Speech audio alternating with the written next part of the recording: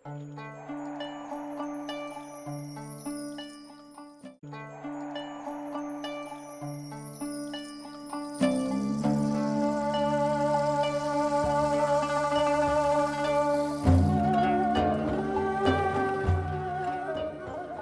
ستار اغفر ذنوبنا واستر عيوبنا وثقل ميزاننا وارحم ناجلينا. اللهم أرنا الحق حقا وارزقنا اتباعه وأرنا الباطل باطلا وارزقنا اجتنابه.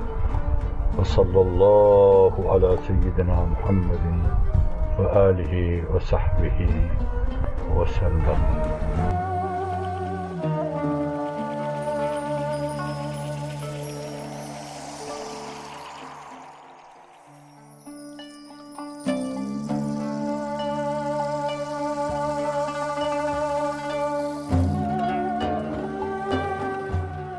اللهم أرنا الحق حقا وارزقنا اتباعه وأرنا الباطل باطلا وارزقنا اجتنابه.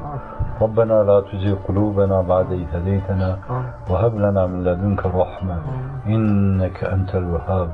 يا مقلب القلوب ثبت قلوبنا على دينك. يا مصرف القلوب صرف قلوبنا إلى طاعتك، إلى الإيمان الكامل والإخلاص الأتم واليقين التام والأعمال الصالحة.